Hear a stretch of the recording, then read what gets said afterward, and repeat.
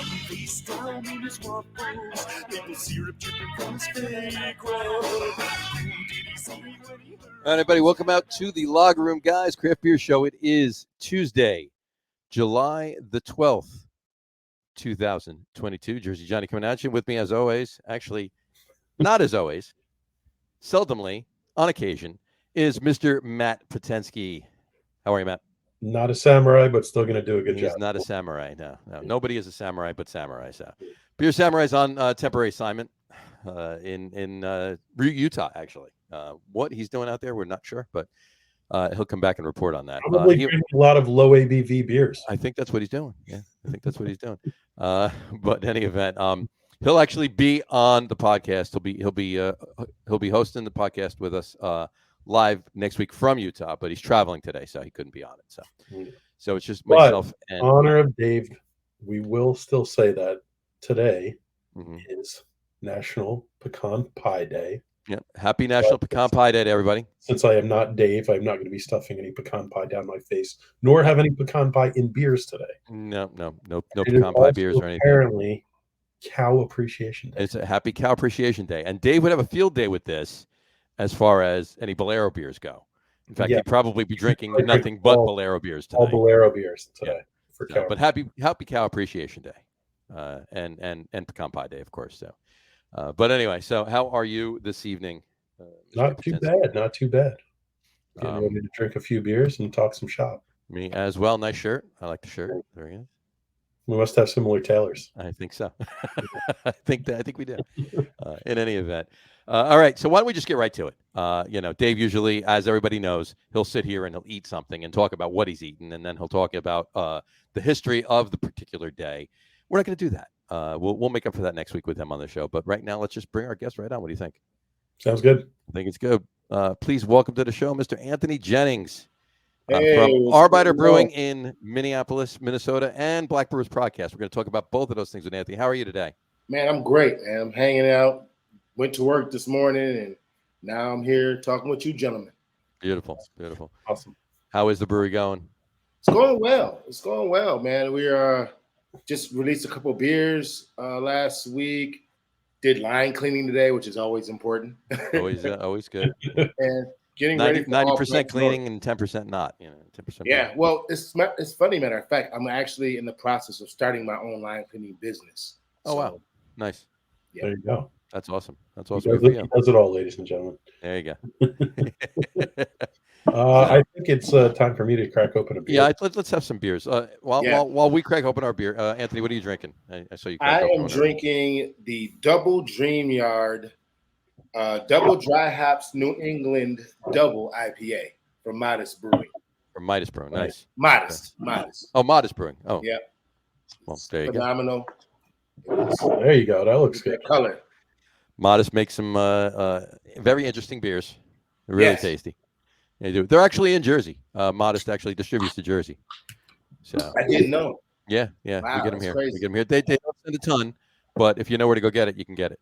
Got it. Yeah, this just actually came out last week. One of my friends who was in Brew Change Collaborative was at the brewery today shadowing our brewer Aaron for our Oktoberfest. Oh, nice. So that got brewed this morning. You brewed Oktoberfest today. There you go. Yeah. On a super hot summer day, you brewed Oktoberfest. Gotta love it, right? It's the industry. Yes, it is. Well, not being too far off from that, I know this beer has been on the show before, but I haven't drank it on the show. So this is Awkward Tan Lines, which Very is nice. a Vienna lager that we just came out with this past week. Ooh. And almost over 90% Weyermann Vienna malt, no base malt, just a little bit of sweetness, not quite as rich as a Marzen, but man, does this beer have nice bready flavor to it, and it drinks well, especially in the hot weather. So a couple people have have said to me that they're referring to it as a summer Marzen or a summer Oktoberfest. It's so it's got some fest beer characteristics or whatever, but it's obviously a nice, lighter, easier, cleaner lager to drink. More on the Vienna side, obviously, but it's really tasty. That sounds good. I will be partaking in a collab between Alternate Ending Beer Company and Wild East which is a beer grows in Brooklyn. Nice. It's a Czech Pils.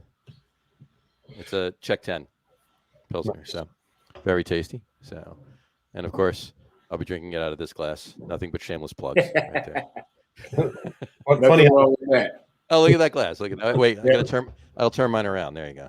Yep. That's better. There we go. Anyway, cheers, gentlemen. Cheers. I would like to thank Mr. Algatullo for giving me this beer just the other day.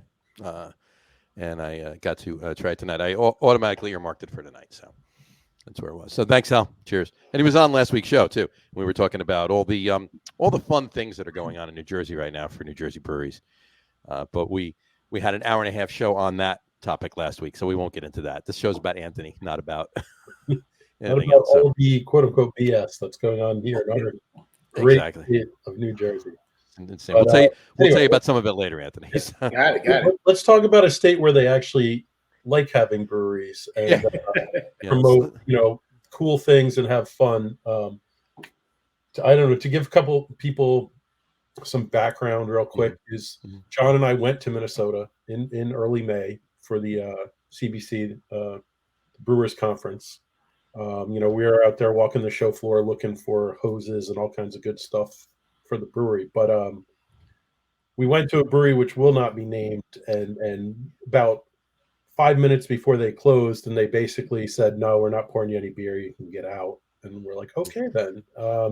Took an Uber over to Arbeiter, and I mean, just like we walked in, and it was like we were at home. Like Anthony greeted us. He was like, "Whatever he was telling us about some of the beers. We each got flights because we were like, we want to try everything. Everything sounds so good. I think we each got 2 flights. I think we did. Yeah. And he's like, stay, drink, do what you got to do. And they were supposed to be. I mean, by the time we got there, they were closing in 35 minutes. We stayed there almost an hour after they closed. So. That's how we do it. Yeah. And it just goes. That's, I hate to say it, I'm used to that. I'm used to it being very welcoming and inclusive in the craft beer industry, and it was just that other place definitely surprised me a bit, but you totally made up for him and basically made our night, man. And we had a bunch of good beers, so again, thank you for that. Good beers. Yeah, we'll talk about some of them afterwards, but there were some good ones. So basically, the way we usually start all this off is we say, what is the first craft beer that you remember having, or what was the craft beer that really got you into say, hey, I want to kind of be in this industry or do things with craft beer. Or both, if there were 2 different. Yeah, or both. It was one I've never forgot it. Early 20s, Premium Grain Belt. Mm-hmm. Okay. Premium Grain Belt. It's a Minnesota company. Yeah, Grain Belt. Yeah, absolutely. Yeah, I'm sure you guys know about it. Tasted that and my world opened up to craft beer. I was like, it's good. It's not tastes better than Budweiser and MGD and all the crap I was drinking. Sure. But I was like, there's something about this. And kind of went down a rabbit hole. Don't we know how that goes? Absolutely. Definitely. It's a very, very, very big rabbit hole and getting bigger. Yeah, definitely. Daily. Definitely. So that's good. What was the first craft brewery you ever visited? Just out of curiosity. First craft brewery I ever. So this is a funny story. The first craft brewery I visited, even though I was in the craft beer, I never visited one until I joined Brewing Change Collaborative and met the people in the group. First time meeting them at a collaboration brew at Inbound. Oh, wow. And then after 3 days there, I got my first job in the industry. Mm-hmm. So walk us through what places have you worked at, or how did you end up where you are now?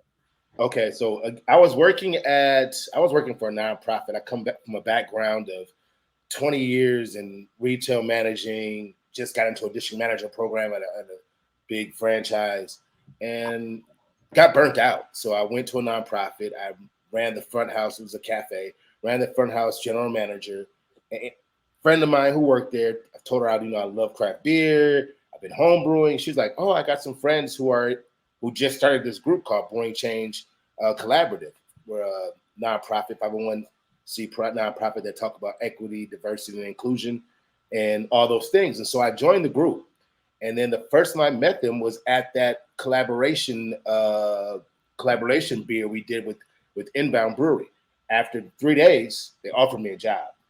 So I started at Inbound, left after George Floyd, went to Prize, and then I'm at Arbeiter now. So 3 years in the business, in the industry, a year and a half at Arbeiter.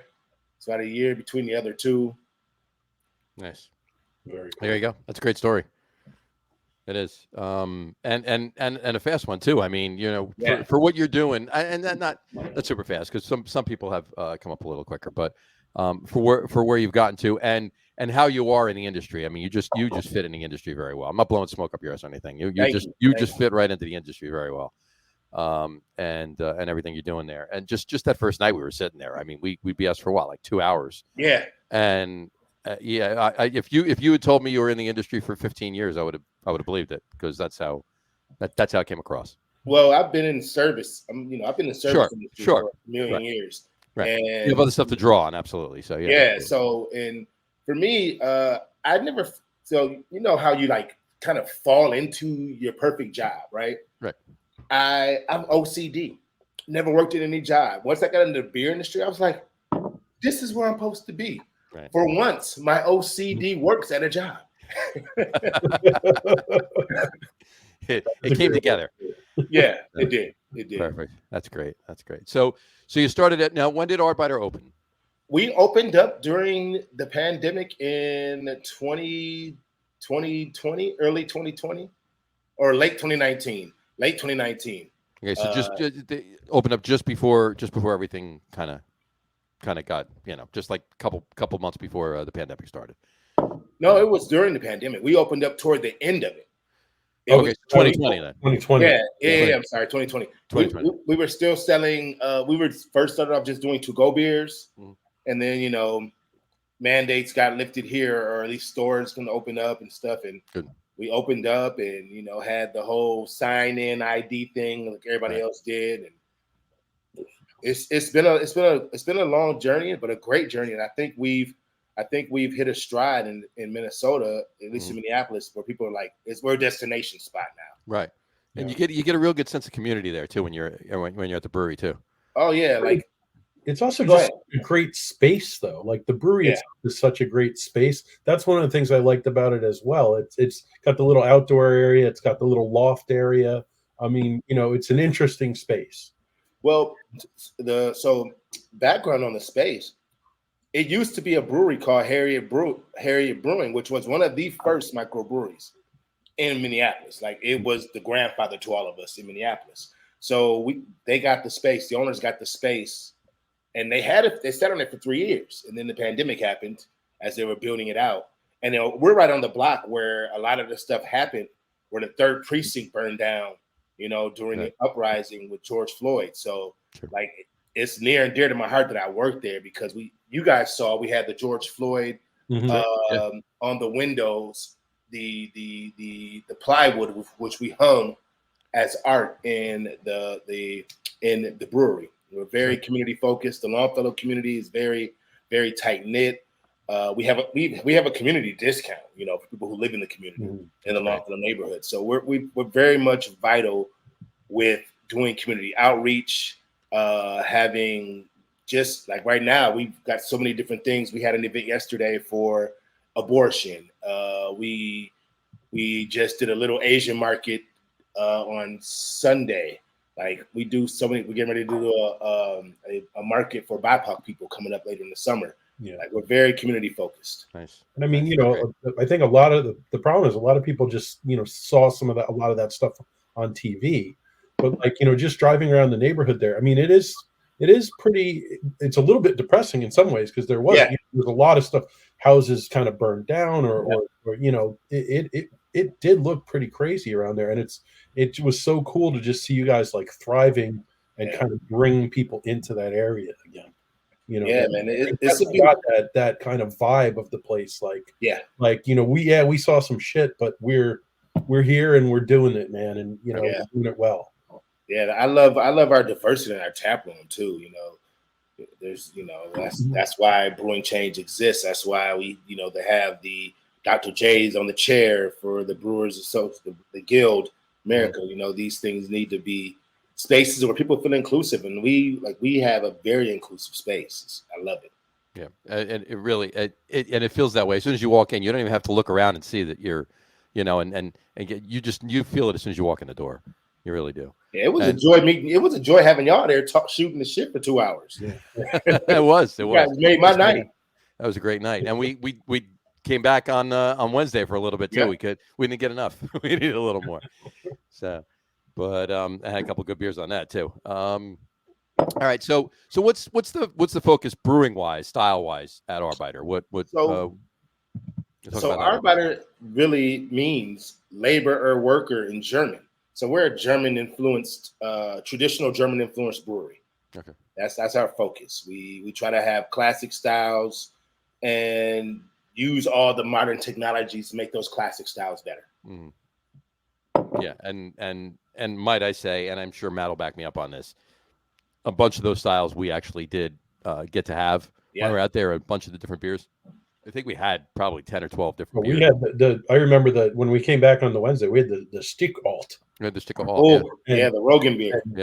And like hardly anyone makes one of those. And I love that style. It's such a great style. And I was like, as soon as I saw it on the menu, it was just like, boom. I'm like, I'll have one of those, please. Yeah. My brewer is the brewer at who I'm learning under. I'm brewer in training. He's phenomenal. He's all about, again, just bringing back styles people don't really talk about, bringing them back to the forefront. We were the first brewery in Minnesota to do a cold IPA. We're on our 6th one now. Really? And that's all the rage right now. Did we have one when we were out there? I think we did. Yeah, you had one. We did. Yep. Okay.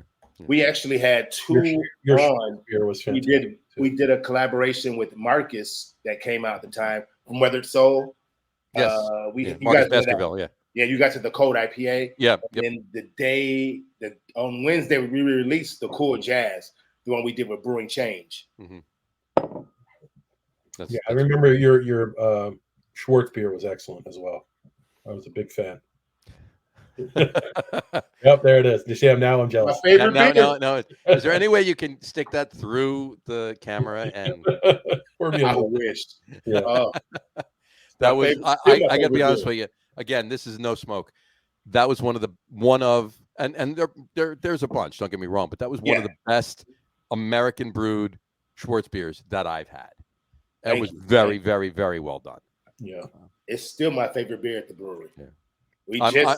I'm a Schwartz beer. I'm a Schwartz beer whore. Same. Yeah. Same. I'll drink it all day, every day, all year long. I'm so mad. It just kicked on Friday, so I had to get this last. This was the last crowler. I was like, "Yep, this is coming home with me." There you go. Now you guys have you did have some, like I would say, newer styles or things like I had a black IPA there. Yeah. So you do mix it up still. When we had a very good barrel aged stout. I do. Yes. Too. That was Foundation. Yep. Foundation. Yeah, that was. We're gonna do it again next year with a couple of things. Aaron is crazy. We just released today or this weekend. It is. You guys remember? You guys tried the Imperial Ha Ha Ha Ha. Mm-hmm. Yes. He did. He took the Imperial Ha Ha Ha Ha, put it in a wine barrel. Okay. And hit it with hibiscus. So it just. I tasted it today. It's an Imperial Ha Ha Ha Ha. It's a hibiscus Imperial Ha Ha Ha. There you go. Crazy. It's beautiful. That's what I like, because I think that your brewery had a good balance of you're doing some traditional styles, but you're just doing them very well. So I have a Schwartz beer and I'm like, damn, that's a good Schwartz beer. Yeah. Then you still are doing some of the stuff that's a little bit more on the fringe, and it's not like I walk in and just like, all right, those are 5 beers to style and that's what I can have. It's like, all right, I have black IPA with this weird hop. Oh, well, I've never had a black IPA with that weird hop. I'll try that too. And it's, you got both sides of the coin where I was having stuff that is very familiar and just enjoying it for that, and having stuff that was still pretty novel and, kind of blew my mind to try new different flavor combinations. Yeah. One of my favorite new ones we just put out was our Dortmunder. Mm-hmm. Lawn Dorts is, another classic style you don't really see a lot. Yeah. Super, super crushable. It's 4.9. It's easy drinker on a hot day. It's phenomenal. I know. I mean, and I think, there's the whole IBU war at one point with West Coast, and then there's like, then there was like you've reversed the zero IBU war with other things, and now, I think people are like, you know what? I want a nice, easy drinking beer that I'm just going to enjoy, and I feel like that's the type of style. Again, there's something like this with a little bit of flavor, but still just drinks really simple and light. I think people are keying in on that now. Yeah, I mean, what's our IBUs in Cortland? Is 25? Mm-hmm. Yeah. I mean, you don't even get any of that residual bitterness. I mean, it's just enough in there to let it finish dry. Balance that little caramel note in the malt. It doesn't go too sweet. You know what I mean? Yeah. But that's the thing. That's a nice thing, especially about German styles. I feel German styles are very, very well balanced beers. I agree. They bitterness and the malt. They have malt and bitterness. Even the light lagers. Yep. Everything's kind of in a really nice balance, and they just make such great drinking beers. Yeah. Yeah, man. I am personally over the hazies. I'm just tired of hazy. We just released 2, but we're kind of in the same boat. But these are we did them a little twist to them, but they are what they are. But I mean, you got to pay the bills, right? In our case, exactly. That's what in our case you got to have at least 1 or 2. You got to keep the lights on. In our case, we had to turn the lights on. So Well, like we did one. It's a 5% with Sabro and Moteca, so it's lime at 5%, and it's just That's like nice, a nice blend, kind of tropical, and just kind of like, hey, I'm sitting here crushing this really light fruity beer, and that's what I'm going for. So it was almost like I designed a NEPA that's going to drink light like a lager.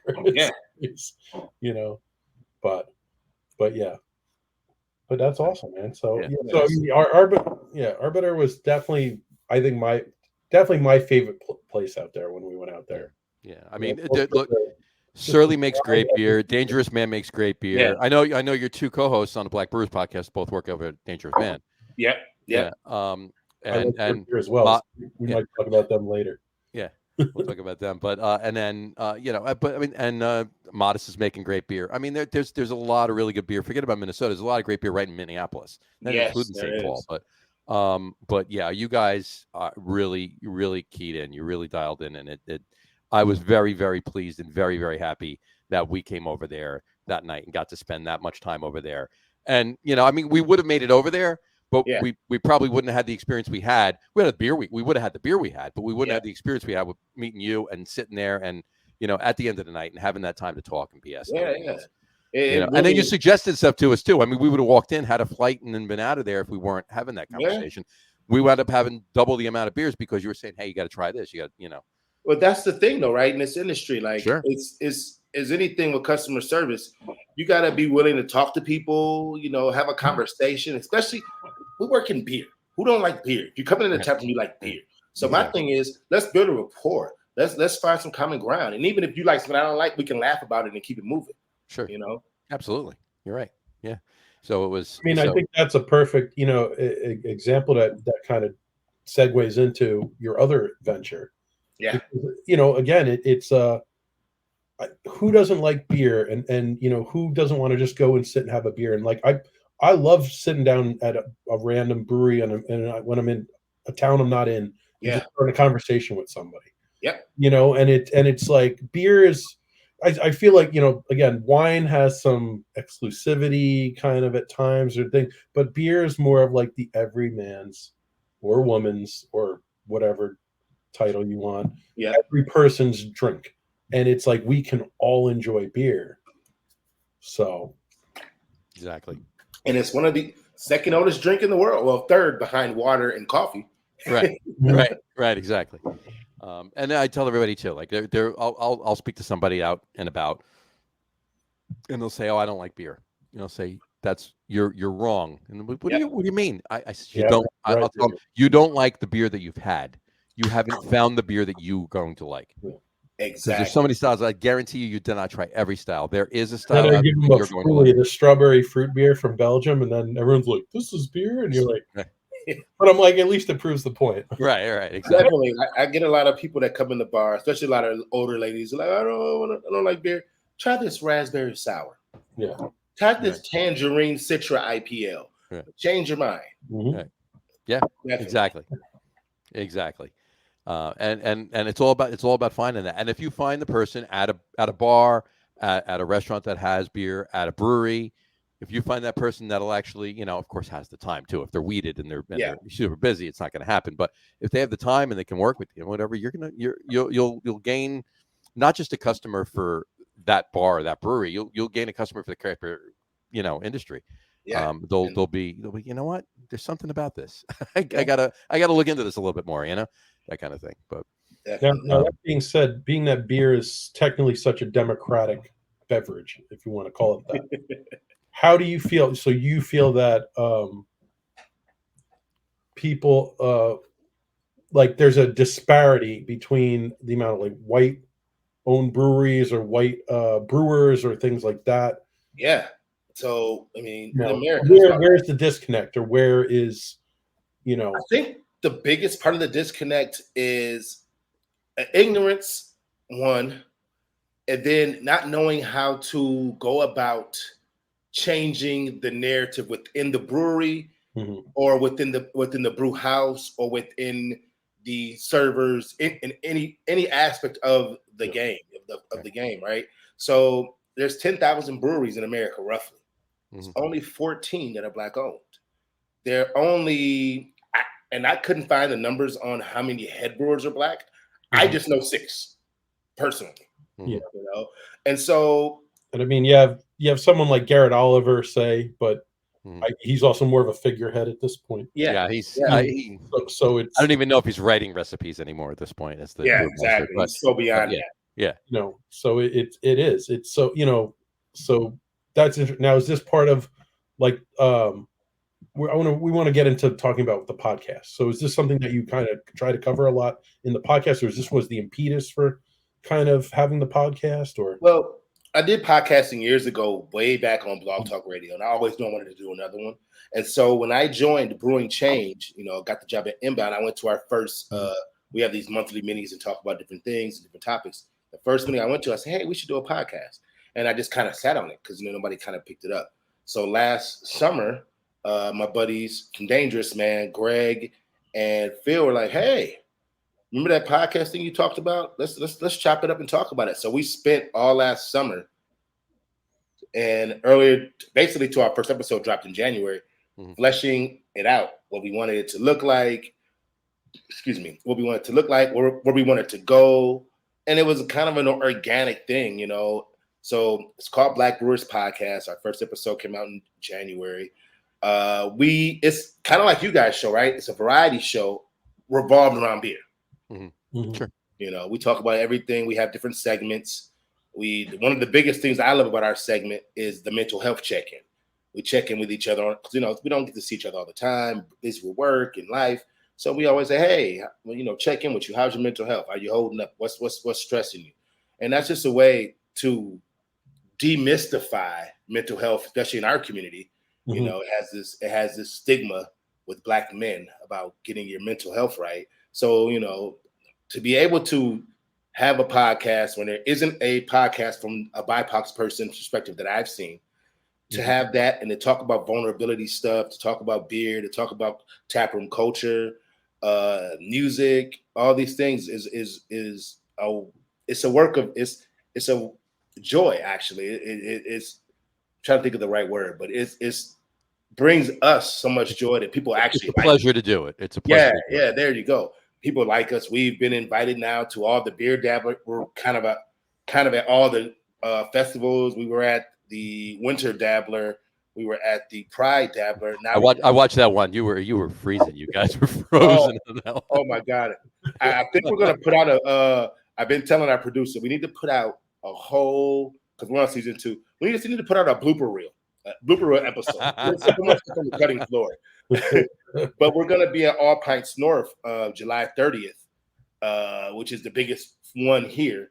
And then I just submitted my media pass for Great American Beer Festival today. Nice. Very good. Very cool. You guys are going to go out? I'm going to be there. You're going. I want my guys to be there, but if they can't, I'll be there remotely. I found my gimbal. So I'm gonna be doing interviews. Nice. Yeah, I'm counting on being there. I remember getting flack about sent in my pass for CDC, and then I got a hold of, I think I can't remember her name, the lady who runs the passes. So I have her direct line. She's like, oh hey, yeah.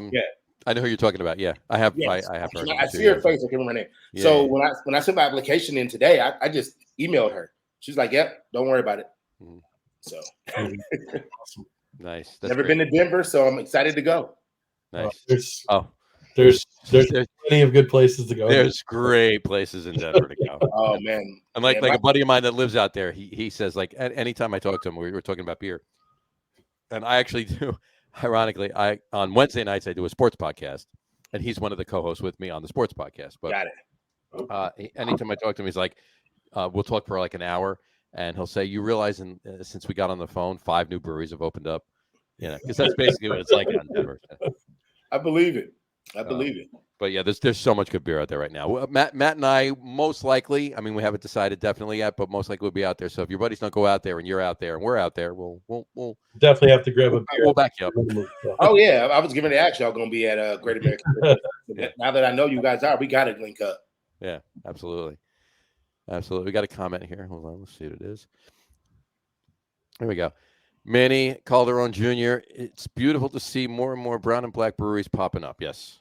Yeah, definitely. Like, this is, again, like, that's why brewing change is needed. The 501c nonprofit I'm in. We even had one of the first day of CBC. We had 3 of our members talking on panels. Yes. So yes. Yeah. So I did see we didn't do a lot of the panels because we did have a lot of work we had to do, buying stuff and researching stuff for the brewery on the trade show floor. But I did go through all of the breweries and all of the panels and all of the seminars and everything, and I did see that. Yes. I mean, the one thing that to me, so I've traveled quite a bit, and it's like, you go to Costa Rica and they make a beer with this crazy fruit that you almost only get in the jungle there in Costa Rica. You go to Brazil and they have all these strange fruit. So it's like having more brewers from more different diverse backgrounds and using different culinary traditions, things like that. Huge. It's only going to make so much more better beer because you're going to discover new combinations of things that I would never think of in a million years, but to someone else would be second nature. Yeah, and that's what that to me is so exciting on so many levels. Exactly. Like when we did a beer with Broken Clock Brewing Change, we do a lot of collaboration brews. We did a beer with tamarind. We use classical African spices and hops that I learned something about because I didn't know anything about it. Wow. One of our people's on the board of the committee, Mahad, he's a phenomenal beer writer, recipe maker. He works for Dual Citizen. But he came up with this recipe, and it was just phenomenal. I can't remember the name of it right now. It eludes me. But, I mean, I just remember it was beautiful. And to see all the African grains used in different things, like those things are important because, like you just said, it opens up your palate. It opens up conversation about culture and different things of that nature, man. It's really needed. Absolutely. Manny just commented in again, too. He said Montclair Brewery uses African spices and fruit. They absolutely do. Shout out to Montclair. Yeah, I met them at CBC. Yeah, Liz. Absolutely. Leo's he's a good guy too. He's great. And he's got something good going on up there in Montclair, and they're not far from us at all. Oh no, I remember they're saying it right over there close to Jersey. We will be also. We're gonna be at the Harlem Brew Festival, so hopefully get a chance to actually be in you guys' neck of the woods. Definitely drop us a line about that. That's let us know. Definitely, we'll get up that way and we'll definitely hook up. Yeah. I'm gonna be there Thursday through the Sunday. So okay, awesome. We'll have to definitely grab some beers in the city and definitely. Would love to have you guys show me around. Oh yeah, we'll take you to the right places.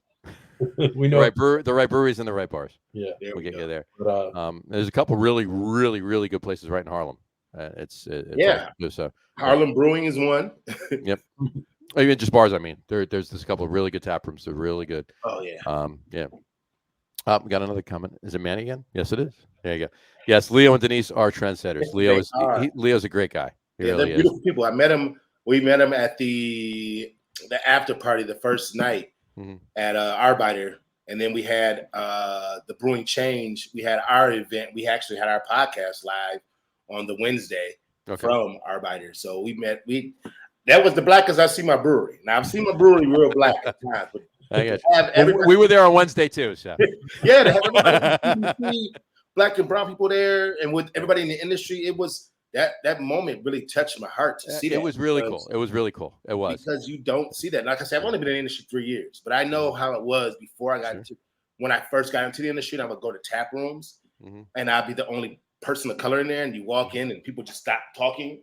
It's a weird feeling. It's a weird feeling, and so to see people coming in and the party just kept going, and nobody's just like, "Oh, who is that?" You know? No.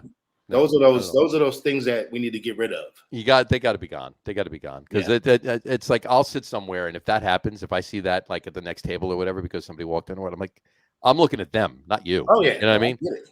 You know, but Leo's a great guy. We actually were just with him. He was about 4 booths away from us in AC Beer Fest. Matt? Yeah, I think so. Yeah, he was like just on the other side and like right around the corner. He was right there. Yeah, so. Such a cool dude, man. Yeah, beautiful people. Yep, and the liquid that's coming out of there too is really good. I've heard. I didn't get a chance to taste any, but I've heard. Hopefully, I will taste some when I come up there. Yeah, but you come up to Harlem or whatever. You definitely got to get over there. It's literally Montclair Brewing from Montclair from Harlem is like no traffic, 20 minutes. Traffic 3 hours. But welcome to the East Coast. Right. Yeah, no doubt. Yeah, no traffic, 20 no traffic, 20 minutes. You're there.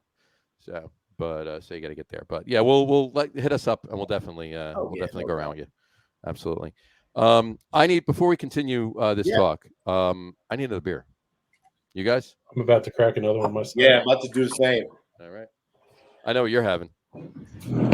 Me? Oh yeah. No, Anthony. Oh yeah, we know. Oh, we know what he's having. He's having. Yeah.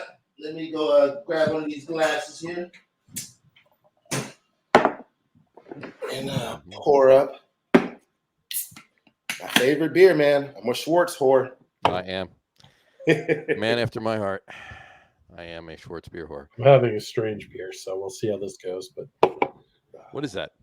So I didn't have any pecan pie, so I figured I'd at least try to do something desserty. So I have a hazelnut vanilla Belgian double. Ooh, hazelnut vanilla Belgian double from Barrel of Monks down in Boca Raton, Florida. One of my little breweries down there.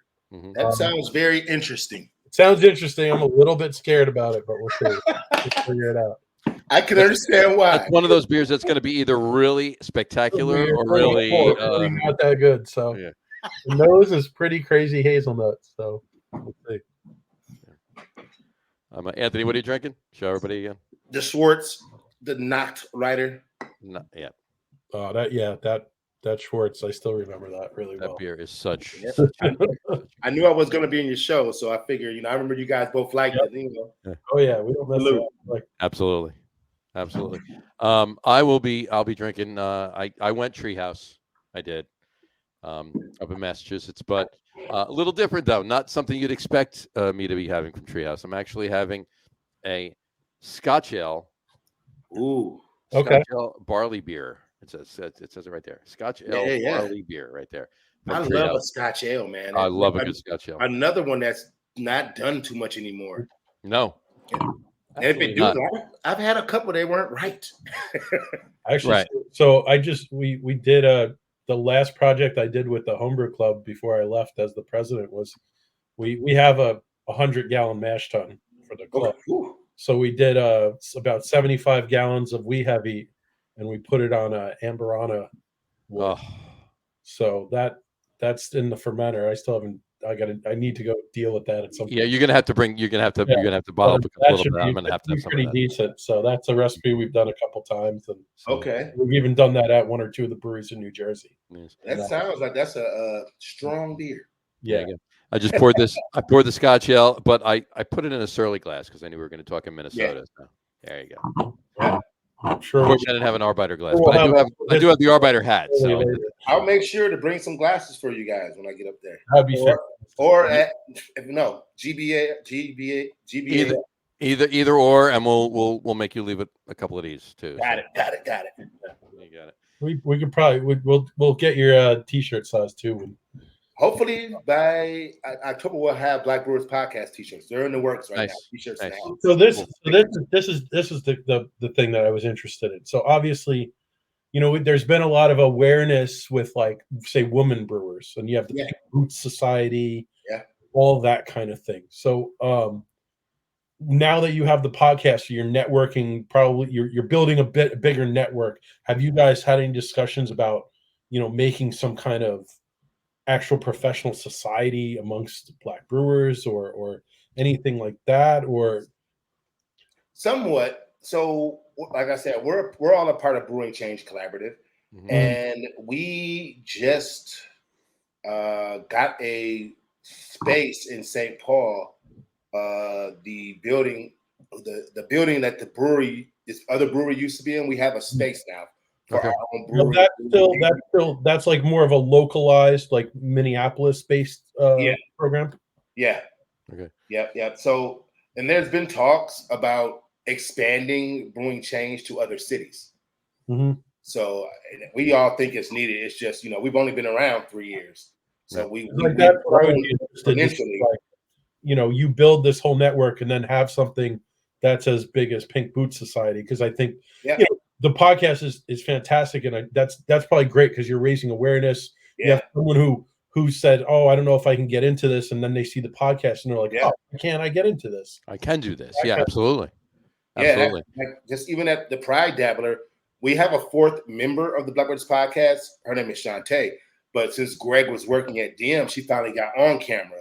So and she doesn't work in the industry, but she's a fan of beer. So we talked about having that person on the street, and then having a woman's perspective about beer in the industry. So it's beautiful to have that intersection as well. We're just trying to be within ourselves and even inclusive. Right. Now Absolutely. Again, with I've had it where I've had certain women friends who've worked at breweries, and they say there is an innate bias. Like I know plenty of really good women brewers, and it's like someone asks a question, she goes to answer it, and they're like, "Oh no, I want someone else to answer it." And it's such a shame too, because like one of the OGs in New Jersey is a woman. All right. And she's an amazing brewer. She's written a book on brewing. She's written a book on brewing. Yeah. Excuse me, Gretchen Schmidhausler. Okay. Yeah. Okay. She's on a beer judge on German brewing techniques. All German brewing. Yep. She's a brewery literally right over here. She's like 3 miles from me. She has a brewery. She's just made. In fact, Matt and I were talking to her at Fulton on the Tuesday night we were out at CBC. And she stopped over to have a beer with us. John Hall was doing a podcast out there with Marcus Baskerville and a couple others. And I missed that. it was a good show. And she's standing there, and we're talking about some of the styles we're going to do once we actually open our space. And I mentioned Stick of Alt, and she says no. I said, "Excuse me?" She said, "You're not brewing a Stick of Alt in Monmouth County without me. It has to be a collab." We are very happy about done. It. Yes. Got it. Yeah. I guess sorry, what I was leading up to then, the question is, I mean, again, from my perspective, I don't know, but do you find that there is a little bit of bias in the industry too, even from like the customer side? Oh yeah. You've gotten, definitely. Yeah. Yeah.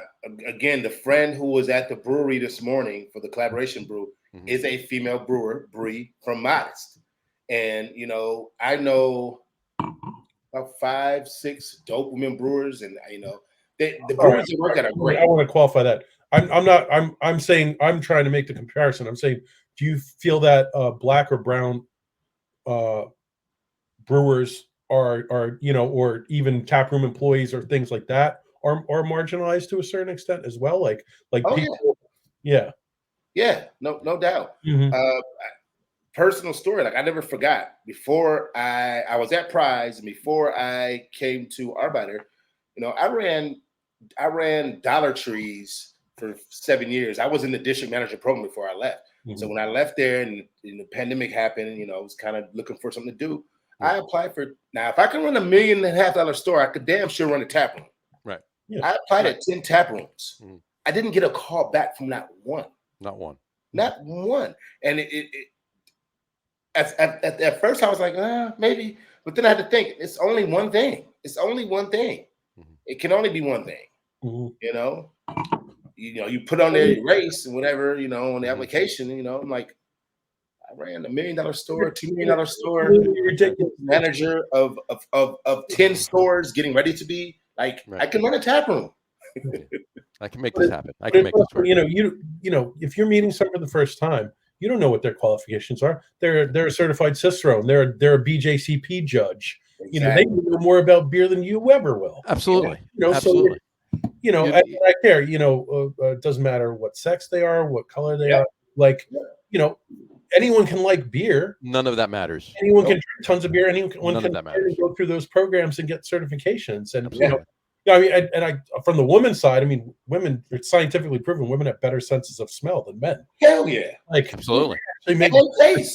They actually have better senses of taste than us. So it's like, anytime you're going to trivialize anyone, you don't know what their qualifications are. Not at all. Now, if I order a beer and the girl doesn't know the difference from a lager to an ale or something, then or whoever's behind the bar doesn't know that. And that person, that person doesn't know shit. You know what? I don't blame. Here's my thing, though. I don't really blame them. I blame their the employers. Yeah, that's why I blame. They didn't train them right. They didn't train them right. But also, like, one of the things we do with Brewing Change is we tell people sometimes people aren't going to have the knowledge. You got to be willing to take a person, especially if it's a marginalized person, and train them because we don't have those backgrounds and. We've never been, like you just said, we've never been, a lot of times we've not been incorporated in those things or didn't know those things, or those things weren't taught or, weren't around. So it's hard to learn something if you've never been around it. But we talk about always, if you post a job with us, you have to say, we're willing to train you. Yeah. Because we want to see the diversity. You have to be willing to take it slow with someone and train them, because that's the only way you can change it. Literally, it's the only way you can change it. You're right, and that's the 100%. thing. Some people who have a long history in the brewing industry will walk in your brewery and they know everything. That's simple. But, as long as someone's, again, especially nowadays, because God, we all know it's hard to find good people. But if someone wants to come to the brewery that we're opening and work hard, I will put the investment in to make sure that they're trained up on the beer. Absolutely. That's my responsibility. So if they show up and they're willing to learn and, stifle them, then hey, this is fantastic. That's all I want. Absolutely. That's what happened with me at Inbound. Like I homebrewed, but at the time when I first started homebrewing, I was doing it off the kits. You know what I'm saying? It was easy. I didn't know about malt and grain and all these things. I was like, oh, this is just fun to do. And buy the little kit. I like this kind of beer, so buy the kit. So when I got hired at Inbound, they trained me. Sure. And then also, I think what helped me was coming from a background in food. My palate got refined from already working in food. So I started to realize it wasn't until I worked at Arbeiter and became lead production that I realized I knew more than what I thought I knew. And I received all the, you get taught something and you're like, we're all hard on ourselves. Like, man, I don't know. But when I went to Duluth on a vacation last year, and I was talking to this guy at Canal Brewery, I started talking and telling him that Aaron told me. I'm like, I just looked at myself like, dang, I know what I'm talking about. It just kind of clicked. So this was, I knew it's until you talk to somebody else. Right. And start giving them little, because this guy, he said he was a weak new. I started giving him. That's the point I was going to make. So when I first started drinking beer seriously, one of my good buddies, who's a really good friend of mine, he's a nationally certified beer judge. He's a nationally certified barbecue judge. He worked for Anheuser-Busch. He was on every taste. They would ship beers from every brewery in the country for him to taste, because he was in the 98th percentile of tasting all this stuff.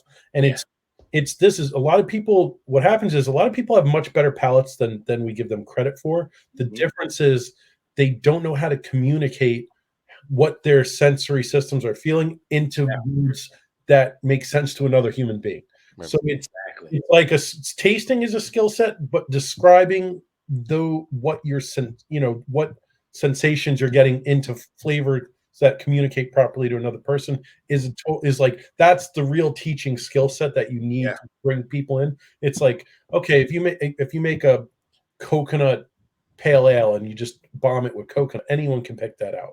But once you start having 2-3 things, and you need to and you need to teach people about, okay, there's the nose of a beer, there's the beginning, the middle, and the end, then there's the aftertaste. You have to explain to them, because they probably never they experienced it, but they never thought about it and then broke it down and analyzed it in that way. Right. It's just like food, right? If you don't know how to explain how something tastes food, how are you going to learn how to taste something in drinking? Mm-hmm. Right. It's the same thing. Well, it's like Carton Brewing in New Jersey. We're close with them. I mean, it's like a big, incestuous family in New Jersey here, but like pretty much everywhere else. But anyway, Augie, the owner, what does he say? Always beer is cuisine. Yeah. That's what he says. And, so I mean, it is, and almost every beer he does. A questionable beer, but he writes what? He makes somewhat questionable beer, but it's exciting. He'll actually think of food while they're writing the recipe for the beer. Yeah, that's smart. I mean, there's other things that they do and that are, he'll go out in New York City and have some kind of crazy salad, and then come back, on Monday to the brewery and be like, all right, guys, we got to make a beer with this, and this. Yeah, salad I had, and God bless his brewers, but I find that genius though, because he's tasting something and immediately is giving him that would pair with this. Right. I do that at home all the time when I cook. Sometimes when you do a cucumber tomato beer, it might not be the best, but sometimes that was Panzanella, right? It's like earth-shatteringly good. So for the fences, you're going to hit some home runs. You're going to strike out a little bit, but that sounds like a strikeout. Here's one thing he did early on too, like literally maybe a month after they opened the brewery. Yeah. He everybody, not everybody, but there's a lot of pumpkin ales obviously in the fall, right? He hates pumpkin pie. He loves pumpkin soup. So he made a pumpkin soup beer. Pumpkin meat, pink peppercorns, orange oil, and ginger. 12%. That actually sounds like it would be good. 12% cream ale. It's amazing. Yeah. It's amazing. It's called pumpkin cream, he calls it. And it's 12% cream ale. So it's an imperial pumpkin, but it has no pumpkin pie spicing in it. Pumpkin meat, imperial cream ale, pumpkin meat, orange oil, pink peppercorns, and ginger. I can get with that because I don't like pumpkin pie either. So this sounds good though. And then the second time he did it, he aged it in. There's a distillery in New Jersey in Monmouth County. He called Laird's, and they've been making Apple Jack for 80, 90 years now. Wow. And so he aged it in those barrels. And Laird's is actually in Scobeyville, the Scobeyville section of Freehold. And he calls that beer, he calls that blend, he calls it Scobeyville. So anyway, but yeah, so there are a lot of hits that he makes. He does one, he loses money on this. He does it, I don't know if he's done it the last couple of years, but it's called Gilded Lily. He calls it a Belgian truffle. It's black. What? It's white truffles in a Belgian triple. Yeah. He puts so many white truffles in the mash that the beer is so expensive that even though he's charging a premium for it, he's still losing money on it. And he doesn't care because he doesn't care because he loves the beer. He wants to make it. But you know what? Man after my heart, man. Because he's doing it for the love, not for the exactly right. That's exactly right. But that's interesting because white truffles are very, very super expensive. Well, not just that. It's very pungent. Yeah. Yes. And the way he describes it, he goes, "This is like a Belgian triple that smells like gym socks." Yeah. Even the flavor. But it tastes really good though. It's good. Yeah, but it's very distinctive tasting of white truffle. Oh, and it's a very polarizing beer. I love it, and I know people that absolutely can't stand it. I love it. I was going to say it's probably one of those beers, as you were saying with that beer that you're drinking now. You're either going to love it or you're going to hate it. There's no in between. How is that one, by the way, Matt? How is that? Actually pretty good. So the nose is super hazelnut. I thought it was going to be a little overboard on the hazelnut, but there's enough vanilla in it that it like kind of smooths it out. Was it? Nice. You know, it's not very Belgian-y. You know, it kind of could be like a brown ale. That's what I was looking. It looks like a brown ale. I mean, it's supposed to be a double, but it's still the hazelnut and stuff doesn't let the finish be as quite dry as like I'm used to with a double. Right. Is any of the yeast coming through? Is you getting any Belgian candy notes? Vanilla pretty much obliterate anything. So right. So that's why you're just drinking a brown. It's a good beer. Yeah. Is it a good Belgian double? Not so much, but it's for what it is. This is phenomenal, by the way. And I've said this before. Treehouse is making a lot of good beers. They're making a lot of good lagers, and of course they do a great job with stouts and everything else. But and barley wines. Matt and I just shared a bottle of barley wine a couple months ago. But was it a triple barrel aged, right? Apparently they make New England IPAs too, I think. I've heard that they make a lot of New England IPAs up there, yeah. But that's what they're known for, right? Julius and Green and Hayes and all of those. They're phenomenal beers, but this is spot on. This is a really good Scotch ale.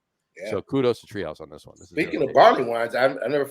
What was it? The night the judges announced the winners, we were at Dual Citizen when they won for the best barley wine, which was their barley wine is amazing. Nice. By the way. Nice. No, jump back to Manny really quick. He put a couple other comments up here. First, he said Montclair Brewery will be available in New York City in 2 weeks for sale. For your information, so that's awesome. Kudos to Leo and Denise on that one. And then he said, question. He goes, how are brown and black breweries marketing towards people of color? That's a good question. Yeah. I honestly think from my perspective and from what I've seen, like I follow a bunch. We don't have one here, but I follow like Montclair. I follow Harlem. I follow Rhythm. I follow Crowns of God. Green. What is it? Green in Florida. Green Bench. Yep. I follow all those guys, and I don't think really. There's only a couple. I think they just specifically. I think they're just making great beer. Honestly, I do know Crowns and Hops. A lot of their can art is representative of the culture, and some of the other places. And that's the thing. You got to meet people where they're at sometimes. And so I've been pushing my brewery. Hey, let's open up our can art. Let's do some artwork. Let's be innovative. Because if you want to bring different people of different ilks, you have to meet some of the people where they're at. You can't expect everybody to be a beer snob. Sorry. Mm-hmm. You're never going to get new customers. You're not.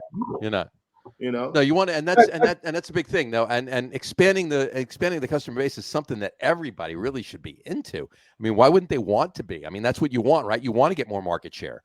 Yeah. You want to get people away from big beer. And have them realize what good beer is. And hey, come in, drink this, taste this. This is good. So, I worked part-time at a meadery for quite a while. And one of the things I always found that I thought was super interesting was again, in general, most everyone has never, unfortunately, modern day, a lot of people have not had mead. Mm-hmm. But I will say in particular, where we were located, we would do Groupons and things like that. We would get we'd get just a great diversity of people in. Mm. And I always got such a great response from people of color because they're like, what is this? We've never even heard of this. They had it and they're like, this is awesome. And so it's like, it's just a thing. Like, again, I'm saying, okay, if you're a white guy in college, you're drinking IPAs. Yeah. You know what I mean? With all the bros. Well, depending on who you are, I mean, or anybody for that matter, not just a white guy or whatever, you might be drinking Natty Light. I mean, Yeah. It's basic, But if you're drinking anything other than like macros or whatever, you're drinking IPAs, right? But in terms of like, you'll get his hands. Like in terms of marketing the specific groups, like, do you find that like basically people of color just don't get into craft beer as much, or they don't have the opportunity, or what do we need to do, like, to make sure that we can? I think the second thing you said was correct. Mm-hmm. Like where I live in North Minneapolis, there's a couple of liquor stores over here. They don't carry craft brewery. Mm-hmm. So that's craft beer. That's a huge part of it. Because I thought about this recently. Mm-hmm. Like if we got the neighborhood liquor stores in Black communities to carry craft beer, maybe they would. Right. but there's no incentive for them to. Right. Yeah. So it's a larger thing if when you have all the liquor stores just carrying malt liquor and E&J and all that type of stuff. But and they may have one craft brewery and it probably doesn't sell. Mhm. It probably doesn't sell. Maybe, And then maybe, also you again inclusive spaces. You may have one or two people of color coming into a brewery, but if they feel like everybody's eyes on them, if they feel like everybody's making them uncomfortable for being there rather than making them comfortable for being there, yeah, they're going to tell all their friends, yeah, I went to this brewery and everybody looked at me, so I'm never going again. And neither are their friends. Yeah, and that's a shame. One thing you guys, and I meant to say this before, one thing you guys, and I mentioned this to you out in Minneapolis in May. Have you looked into, have you tried to get in touch with Dave Bracey from Pittsburgh? Oh, so yeah, Phil knows him. He does quite well. So Okay. we've been talking to him about a couple of different things. Are you going to do Barrel and Flow Fest? Are you going to go out there? Bro, that we want to, but I told Phil, Phil, you got the connection because we tried to get it, through the regular media pass. They already had enough vendors. But I'm Phil, we're not a vendor. We're a show. Talk to your boy. So I'm gonna push him to get on that. Work on that. It's literally, it's a 5-hour ride, but it's still it's a morning ride. Yeah. I'll come out. I'll be out there with you. Yeah. So I'm gonna hit him tonight after I get up here. Phil, talk to Dave. Put it in his ear. I would love to be there. That's that'd be awesome. Yeah. Yeah. And that's a good time out there too. And there's a lot of good liquid in Pittsburgh. I got my cousin stays out there, so I've been out there a couple times. Yeah. So yeah, they got some good beer out there. Really good, yeah, and a lot of good food, a lot of good liquid, a lot of good beer. So you can't go wrong with a cheesesteak, man. No, not at all. But yeah, so definitely check that out. I'm actually planning to go out there, be late August, beginning of September. Actually, we're going out. We're planning to go out on a Saturday to Monday. We're gonna do a Saturday's gonna be breweries. Sunday's gonna be a Steelers game. Monday's gonna be a Monday afternoon's gonna be a Pirates game. Steelers fan or just going to the Steelers game? No, I'm not a Steelers fan. I'm a Giants fan. I'm a Giants fan. I'm in New York. I'm in New Jersey. I'm sorry. For you. There you go. You're a Vikings fan, I'm assuming, right? No, I'm from Illinois. Oh, you are. So you're a Bears fan. Yeah, Justin Fields. Even though we didn't get no help this year, I'm kind of mad. Well, you're welcome. You're welcome for Justin Fields. So. True. Y'all traded down. There you go. We are both Giants fans, so we've felt the pain for the last few seasons as well. Oh yeah. I am I'm a Giants fan. I'm a Mets fan when it comes to baseball, but I'm a baseball fan and a football fan. First and foremost, the Mets are doing great this year. Mets are doing great. I was just at Citi Field on Saturday. Yeah, Keith Hernandez's number, and it was a great day. And the Yankees are doing okay too. Yeah, his Yankees are doing all right, but that's expected, right? To the Yankees, who cares? They're doing good. I'm a little sad since the Cubs won the World Series. It's been nothing. Well, at least you won it, right? True. I will say that I'm happy we won in my, that I got to see it in my lifetime. You got to see it, right? Yeah, exactly. But and I'm sorry that we beat you in the NLDS the year before. Yeah, but, NLCS rather. NLCS. In general, that I enjoyed watching the Cubs win. It was nice. Yeah. No, it was cool. I went back home. I actually went back. I drove back home. Right. There's not one team in any professional sport I hate except for one team. There's only one team, and it's in football. And I think all three of us can agree we dislike the team.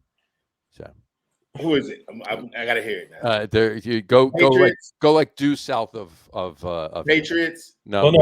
If you're in Pittsburgh, you just drive to the other side of the state, and you should be all right. No. It's not even the Eagles. I'm not. Really? I don't hate the Eagles. I don't like the Eagles, but I don't hate the Eagles. Dallas. I can't stand it. Yeah.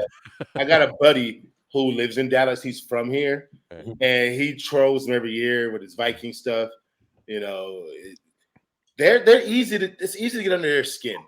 Yeah, and every year they think we're gonna do it. We're gonna do it. Oh yeah. Every year they're going to Super Bowl. Every year they're going to Super Bowl. It doesn't matter. And what they don't understand is I got I got Dallas fans busting my chops every year. Dallas is better Giants. Yeah, they are. You're right. But since the last time the Dallas Cowboys went to the Super Bowl, the Giants have been to 3 and won 2 of them. But there you I'm go. trying to say that. But anytime I get shit from a Cowboys fan, I said, wait. Give me 5 minutes to like go dig up in my attic. I might be able to find a VCR so we can watch tape of the last time Dallas won. See, I have the same thing with basketball fans. I can't really say much in football. The basketball, people talk all that kind of mess about, Big Bulls fan? Yeah, I'm a Bulls fan. Yeah. And I'm like, well, we got 6 of them. But you don't like the Timberwolves? You're not watching the Timberwolves? I watch Timberwolves. A-Rod owns part of Timberwolves now. I mean, come on. Oh yeah, and they're doing good things, man. They just got They actually did do decent this past year. JaVale McGee just got him. Mm-hmm. They just traded for another guy that was in San Antonio. Not traded, signed a 1-year deal. I can't remember his name right now. But yeah, they're in Cat's a beast. So hopefully with them and Ant, man, they can do something this year. I don't. We could talk sports all night. I don't. I don't want to. I don't even want to talk about my Knicks. Hey! I just heard that they're trying to get Spider. Yep. I saw it today. Yep. So good luck. Yeah. Well, that'll be a topic of discussion on tomorrow night's podcast. That's for sure. We're doing tomorrow night now. Yeah, there you go. Just watch. It's the Get On With It podcast because all there's 3 hosts. One of them, the other host is the one host is Pat from Colorado. His name on the show is Harry Lugnuts. His name is actually Pat, but Radio Pete's the other host with me. Yeah, he and I had actual a sports show on the radio like 21 years ago, 22 years ago. Okay, and that's where that beautiful, soothing radio voice comes from. There you go. That's mine. But whatchamacallit, he we normally just kind of, each of us, whenever we're talking, we kind of go off on tangents, and one of us will look at the other one and say, just get on with it. So it's the Get On With It sports podcast. So I like it. I like it. But anyway, I think you should definitely talk to your co-host there and have him get in touch with Dave Bracey and make that Barrel and Flow Fest happen. Because I'll definitely come out to that. I'll definitely be out. I'd love you go like national, like again, like almost like the Pink Boots or something, and just bring everyone to a fold and really get some more promotion out of it. And obviously, you guys are doing an amazing job locally in Minneapolis. That is the goal, to have a national audience. Blow it up to other places. So I'm excited for this year. We've got a lot of stuff on the docket, so I'm super excited. We're actually going to start doing collaboration brews with breweries as the podcast. We did a Juneteenth beer with my brewery. We did a tart cherry Arbeiter, and then we had a Juneteenth episode there. So we're in the works to do a collaboration with Broken. Did you post that yet? It was. We just infused a Arbeiter with some tart cherry. Concentrate, and it was amazing. So we want to recreate it later maybe in the fall. Sure. And it was so late. I came up with the idea, and it was a month to Juneteenth. We're not probably gonna get a whole batch done, right? Because time. So we're working with Broken Clock to do one. Start maybe in the next 3 weeks. We're gonna start doing the recipe, and in a couple other breweries. So. Yeah, we got a lot of stuff in the works. That's the exact type of thing that I'm excited to see you guys do. And again, that gets a lot more eyeballs, and everyone who has the beer, will read the story about behind it, and that's the way it works, man. That's great. Absolutely. Also, send me where I can send you guys some beer to. Yeah, on Twitter or email. I'll email it to you. Yeah, I'll hang up. I'll shoot it to you. Yeah, absolutely. Well, I can send you guys some stuff when it comes out, and we can get some stuff out to you too. I am not going to argue with you on that. You can definitely. Not at all. Once I found out you can ship beer without the government knowing, I was like, yes. My buddy put me on UPS. He's like, go to the UPS store, say it's books. I said, word? Okay. I send yeast samples to my friends all the time. Yeah. Exactly. We're all making sourdough bread. That's when we started in the pandemic, right? Exactly. The guy at the FedEx, he's like, oh, did you make sourdough? I'm like, yeah. He's like, yeah. Give me your sourdough. I'm like, I'm like, oh man, this is like the last samples I just sent out. Like next time I have a batch, I'll give you some. Right. And I'm praying to God, I'm like, I gotta figure out when this guy works, so I don't. I love it. It is awesome. Hey man, you find out how ingenious you are during a pandemic. How much stuff you can figure out. Exactly. Exactly. All right. Hey, should we do the top threes? Well, wait. Before we get there, though. Yeah. Go for it. Anything else that we didn't really cover? You wanted to say anything else about? Yeah. Anything else? I'm getting ready to start my own line cleaning business. Find the podcast or so we can find Black Brewers Podcast on at Black Brewers Podcast on Instagram, Black Brewers Pod on Twitter and YouTube, Black Brewers Podcast. One name, all the same for everything. I'm starting my own line cleaning business, and the hope is to franchise it out to other cities to be to hire other people of color to, there's all people of color who want to work in the industry but don't want to be a bartender. They don't want to be a brewer. So I'm trying to make another way for another level for them to get in. Get in. Absolutely. Sure.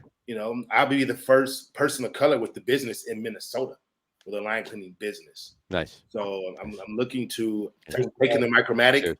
Thank you. I'm taking the Micromatic course on advanced line cleaning in November because I'm buying my equipment from them, and I will be on their page as a certified cleaner, and I'm working with the guild here in Minnesota to be on their allied trade page as the only line cleaner on the page. So that's awesome.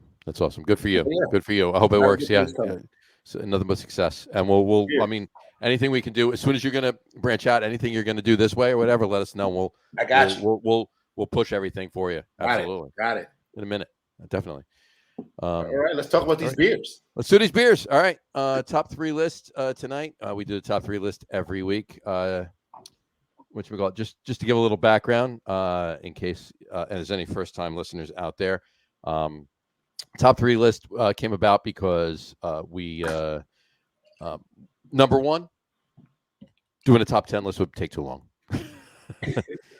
But top three list, the way we did it is it was just at the time, it was in the early infancy, it was a couple of years ago of the podcast, and Dave and I were doing just doing it, the two of us, and we hadn't had guests yet. In fact, the top three list started about 2 or 3 weeks before we actually started guests, 2 or 3 shows before we started guests. So we decided to pay homage to 1933, which was the repeal of Prohibition, and 2 top 3 lists, 33. Boom, there you go. So top 3. So this week's top 3 is the top 3 favorite Minneapolis St. Paul beers not brewed by Arbeiter. So, all right. So top 3 Minneapolis. So I'm going to crack a third beer, though. Crack a third beer. Have at it. Well, Go for it. We were talking about my top 3. This is Revolution Straight Jacket Bourbon Barrel Aged Barley Wine. Oh my God, you're really Chicago. We're going to end with something really light, Yeah, just end with like a nice sessionable beer. There you go. Yeah. There you go. So I don't have these beers with me, but I made my list. No, you got it. I don't have mine. I don't have them with me anyway. I mean, they're in Minneapolis. Go for it. Dream Yard, the American IPA from Modest. Super great IPA. That was the one I'm drinking, but this is the double. But the Dream Yard is probably one of their most famous beers. The Caress Me Brown Ale, my favorite brown ale out of Dual Citizen in St. Paul. That is a flavor bomb of nuttiness that is amazing. And my boys, who's that from? Dual Citizen Brewery. Dual Citizen. Yep. And then my boys over at Dangerous Man, their peanut butter porter. Oh yeah. It is so good. It is like chock full of nuts. There you go. But it's smooth. It's got a nice mouthfeel, and it really comes across as a porter. Now, do you know how they do it? Do you know? Are they using peanut butter powder? Or are they like roasting peanuts? I think it's powder, but I'm not sure. I would have to ask Phil. That's a great question. I never asked. Now I got to know. Yeah. That's those are my top 3. That is a good beer. Of those 3, I've had Dream Yard. I haven't had the one you drink, but I've had Dream Yard. That's an awesome beer, and I've had the peanut butter porter from Dangerous Man. It's delicious beer. Yeah, delicious beer. Yeah. And I'm as we talked about before when we said in person, I'm a dark guy. Give me my stouts porters, my Schwartz beers. It's funny that all of our second beers We're all dark beers. Yeah, there were you go. dark beers. And Matt's third beer is kind of dark too. It's pretty dark. It's a dark, rich barley wine aged in a bourbon barrel, and it's really good. I mean, there you go. All those Revolution barrel aged beers are. Straight Jacket's a great beer. Straight Jacket's an amazing beer. Actually, I've had many Minnesota beers to drink. So in a former life, I was kind of up there ish. Well, you're from Chicago, Illinois, at least. So yeah, it all worked out in the end, right? It did. In a former life, I was a manager of a craft beer bar, and I brought in a sixtel of bourbon barrel aged Straight Jacket from Revolution at one point, and I sat on it for 2 years before I tapped it, and then I had a tapping event for it, and I'd say about somewhere between a half and 2/3 of the sixtel went at that event. But then it was slow going the rest for the next week and a half, obviously, because it's such a big beer, right? I must have drank most of the rest of the beer. So, always the problem, right? It's a good problem to have, right? Yeah, definitely. Yeah. So they make some really good beers down there. Yeah, they do. Nation. They do. Shout outs to Mickey and all those people down there. Oh yeah, I know. Yeah, and whatchamacallit? And on that panel on that podcast that John Hall was doing with Marcus Baskerville at Fulton that night, Doug Valecki was on. So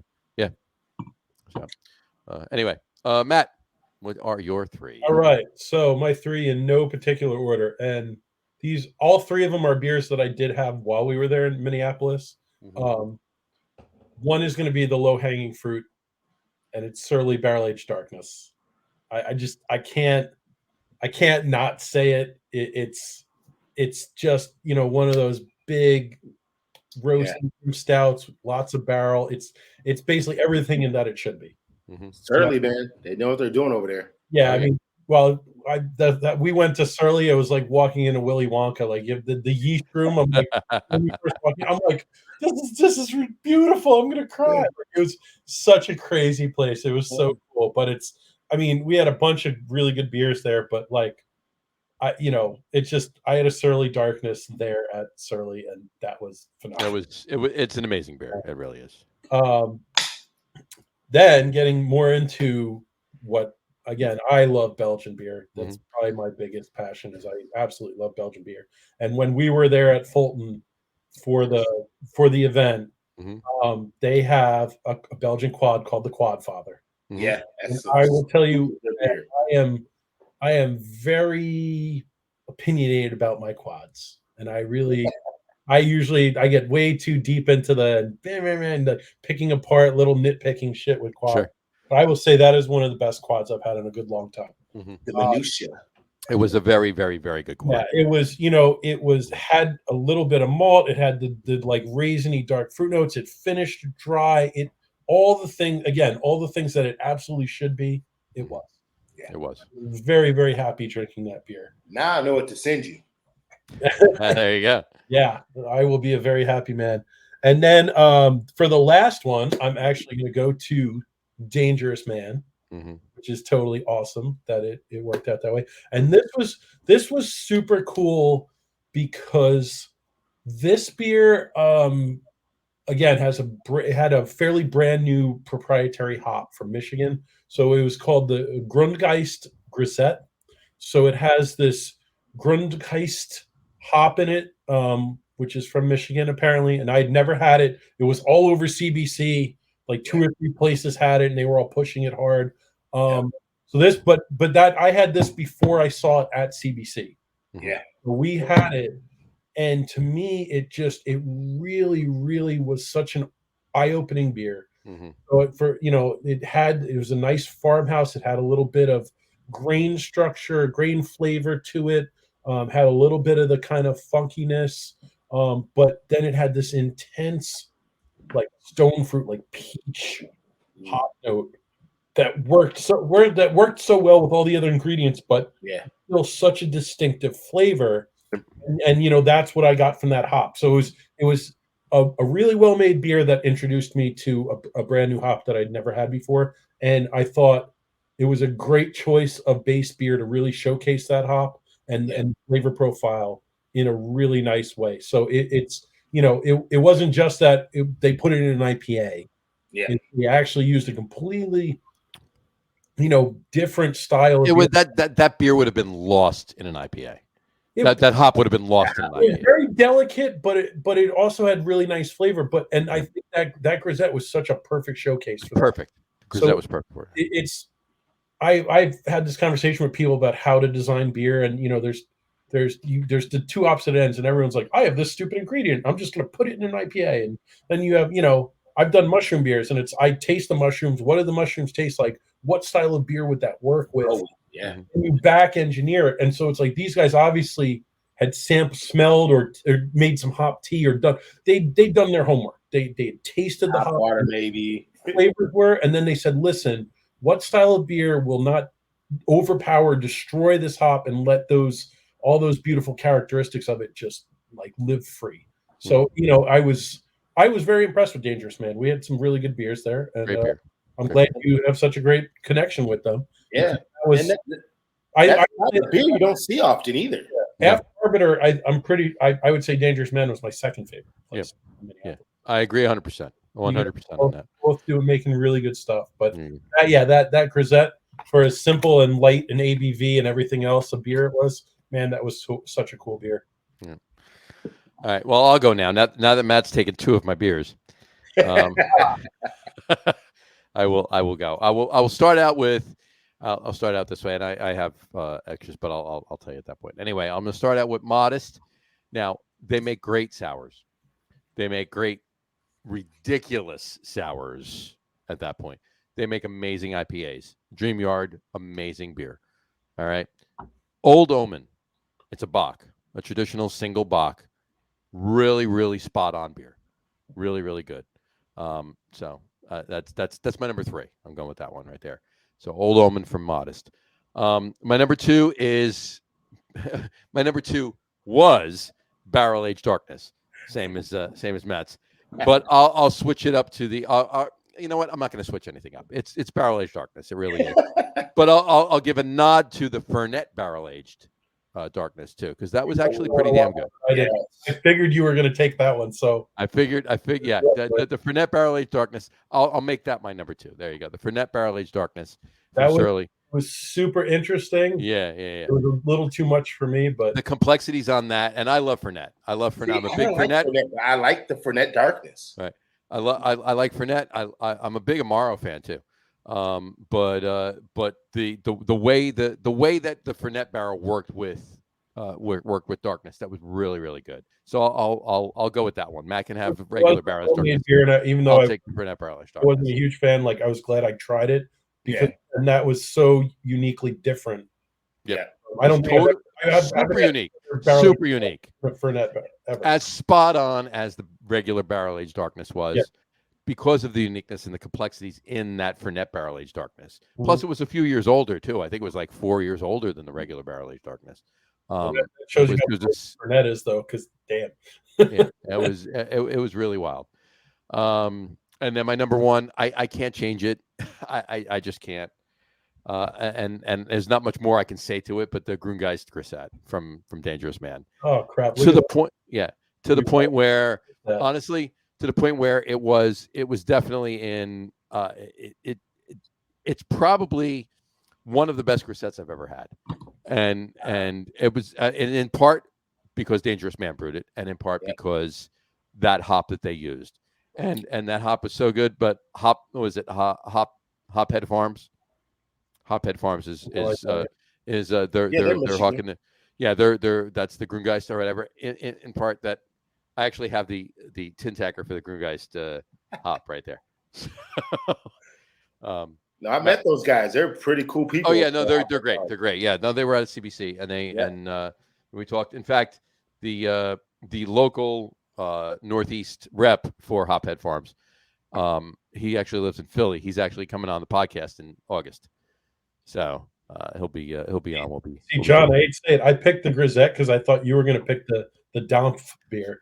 The Dampf was very good. The apiary drop was very good too. The Dampf beer was pretty damn cool too. The Dampf beer, German like steam beer. The Dampf beer, the Dampf beer was very good. Cool concept, and it was well done. Yes, like everything that you think those two different things should be. It wasn't. It actually, I know everyone writes these floral, like, oh, I write these crazy descriptions, and you're like, oh, you're getting, angel tears and everything else out of the beer. And then it's like you taste it, and you're like, what the hell? This was, they were like, okay, it's a steam beer, which is, but we did it German way, and you're like, oh, I can see that. That totally. Yeah. Well, I mean, it's a steam ale, but it's a brown steam ale. Mm-hmm. And it was really amazing. I mean, I think they called it a historical ale. Yeah, that's how they build it or whatever. That's an amazing beer too. Yeah, the Dump. I think it was Dump AF. Yeah. So so I'm assuming what the AF stands for. So it was Dump as fuck. That's for sure. Yeah. But in any event, some great Minneapolis beers too. Like they were amazing. We weren't there that long, but we tried to have some good beers. And I'll be honest with you, I actually went back. We did your brewery twice, so we did. So yeah, I know. Yeah, exactly. I actually went back because I've been to Minneapolis before, and I had plenty of Minneapolis beer, and I've actually had some in between. Not just being there as well. The beer that we had that week, I think a lot of breweries went a little bit above board because CBC was in town and they put out these beers, and it didn't disappoint. Let's put it that way. They were amazing. but even though the Dump that steam beer that was amazing, that Grüngeist Grisette was just so good. I can't even name another beer just because I want to. Matt had it as his number one. I have to have it as my number one. It was really good. But on that note, all right. And I know we don't do these lists, and this isn't just something we did today, Anthony. Anytime we have we had Allagash on the show, and we did a list. We did a main list, and we didn't include Allagash. So and it's been that way. Plenty others. Oh yeah, it makes sense. So it makes sense to do it, right? Because I mean, we could sit here. The three of us can just name off a bunch of Arbeiter beers. Yeah, and not be wrong. Yeah, but also we want to highlight other places exactly who do great beer as well. Exactly. Like I work at my brewery. I know we do great beer. I don't have to highlight. I don't have to. Right. Exactly. But without blowing any smoke, the beers that do it. Yeah, without blowing any smoke, with the beers that Matt and I had both times in May that we were out by you, amazing, just amazing. You guys, it's an amazing. It was walking in, getting the welcome, having asking questions about the beer and getting very knowledgeable answers, telling us we could hang out and just chill and do whatever we want. Mm-hmm. And the music selection was banging. I love. Oh, amazing! Absolutely. I know we chatted about the music and stuff. Oh man, sure. Stevie Wonder Station. Same thing. Just that was great. That was great. It was great. Obviously, a place that was any race, color, creed, whatever, whoever walked in that place was welcome. Like, let's just have beer and have a good time. Exactly.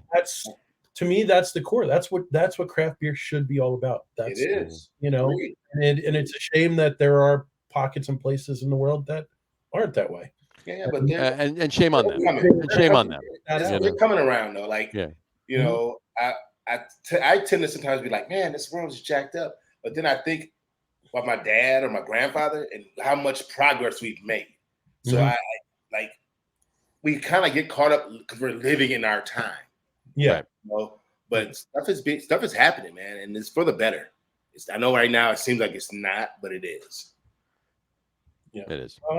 And hopefully it continues to get better. And hopefully, people like you are making efforts to really push the envelope and make it better. It helps us get there quicker. Yeah. You know what I mean? And that's the thing but again, it's your knowledge, your welcoming, your eloquence, and just my favorite thing, and is honestly, is we could instantly tell when you started talking how passionate and how much you really loved beer and what you were doing. Yep. Like that, that's something that translates. I don't care. You could be a transsexual Nazi Eskimo, and like if I'm not joining that club, but I'm like, it's like if you're passionate about beer, I will have a conversation with you. Very true. Very true. Absolutely. It's just one of those things, man. It's just it's an awesome thing. But it's you blew our mind, and really honestly meeting you and hanging out that first night in Arbor was one of the highlights for me of the whole trip to CBC. It really was. Really was. Hey, man, and that was the day before I went to CBC. So you guys gave me a taste of what, like, from you guys. Yeah. Like, in my head was, if CBC is like just meeting y'all, I'm gonna have a great time. And it literally was. Mm-hmm. Like, you guys set the tone for the rest of the time I was there, because my first CBC. You know, and like I said, it was such a night and day thing, especially coming from that somewhat negative experience of where we were before, and you like, it's just open arms, man. And I was like, hey man, you open your arms, I'm gonna give you a big old bear hug, you know, with my 6'4", 280-pound frame, and we're gonna hug it out, and we're gonna, you know, everything's gonna be awesome, and we're gonna have some good beer. Yeah, man, it was a good time. You know, for that, I'm glad y'all came in. Yeah, you made my night, honestly. Oh no, it made my night too. It was a great night, and that's definitely why we came back on Wednesday too. Yeah. One quick thing, I just want to throw this up really quick. David Burns is watching from Cedar Hill, Texas. He's watching the show. Nice. So cheers to Cedar Hill, Texas, Dave. Cheers. Oh, you're drinking something good as well. Let's hope so. Thanks for watching. And there you go. Maybe he's drinking. Speaking of Texas, you know, they have Martin House, and we're gonna have to talk to a couple of guys that we've had on the show from Texas before. Martin House actually just made a hot dog water seltzer. I'm not kidding you. This is a real thing. They made a hot dog water seltzer. I've heard of hot dog water stuff, but a seltzer? What's that? How's that terminology go? It's called jumping the shark. Jumping the shark, yeah. They made a hot dog water seltzer. So actually, I hate to say it. As Coastal Brewworks, I'm pretty sure we need to make a beer called Jumping the Shark. I'm pretty sure we're going to do that. So, but the hot dog, I can't get over that. Hot dog. Well, I'm going to tell you what. Actually, we know a few people in Texas, obviously, and we've had them on the show. Obviously, I'm going to reach out to a couple of them and see if Uh-huh. one of them can't procure us a can of it. David, can you get us hot dog water seltzer? I need to, and I'll go out on a limb and I will say that my guess is going to be that I will probably spit out the first sip that I will drink.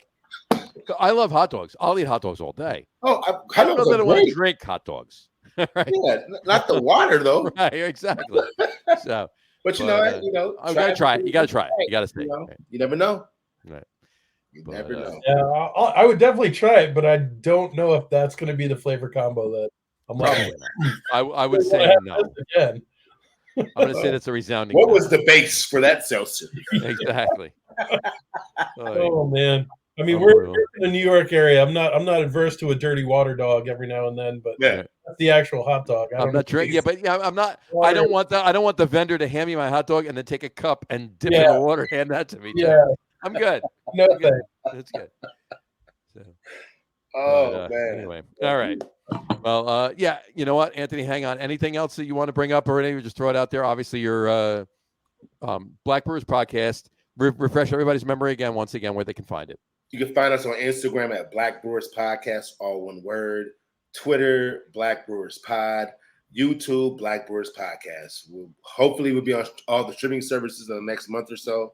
So yeah, and we're here to stay. We're not going anywhere. Guys, make sure you hit those social media platforms, like and subscribe and all that. We'll share them. We'll follow everything. We'll share everything on ours as well. Patreon coming soon. Patreon. Oh, awesome. Yeah. Good for you. Well, then it's been an absolute pleasure. Like I said, I can't wait to hopefully see you in Harlem or. Oh, you're gonna see me in Harlem. Yeah, we'll see. We'll definitely see you in Harlem. We'll most likely see you out in Denver. Yeah, you'll see me in Denver before Harlem. And then if you can get Dave, if you can hook up with Dave Bracey and you can get to Barrel and Flow Fest, we'll see you before that. We'll see you in September, October, November. Exactly. Done. Boom. Right in a row. Let's do it. And throw everything out there for Arbeiter too.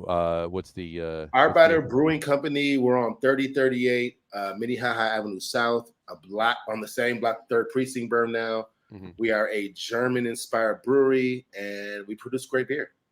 Awesome. Yes, and they do. And that is an understatement. Okay, from us. They are in a town where there's a lot of good beer, and they still stand out for the quality of their beer. And we haven't even been out 2 years yet. It'll be 2 years in January. coming up. And also just a great space, great people, great music, great. Absolutely. Space. Absolutely. You will not go wrong in any way, shape, or form going over there. So get there. Anyway, all right, we'll wrap that show up for today. We want to thank everybody for watching. And for those of you just listening to the audio podcast, thanks for listening. Don't forget to visit our website, www.lagerroom.com. That's LAGERROOM.com. And please remember, like us and follow us on all of our social media, Facebook, Twitter, Instagram, and our YouTube channel. All of them are at The Lager Room. Remember, we go live with the video podcast on both Facebook and YouTube every Tuesday night around 6:30 p.m. Eastern Time. And for those of you who just want to listen to the audio podcast, you can do so on Apple Podcasts, Spotify, TuneIn, Stitcher, Google Podcasts, Amazon Music Podcasts, and iHeartRadio as well. And if you haven't done so already, please subscribe to one or more of those feeds, and you will never miss a show. Again, thanks for following along with us. Have a great rest of your week. Have a wonderful weekend. Make sure you follow Black Brewers Podcast and Arbeiter Brewing and check all of that stuff out. And you will not be disappointed. And have a wonderful weekend. Drink a lot of beer, but drink responsibly. And we will talk to you soon, folks. Take care. Cheers. Cheers.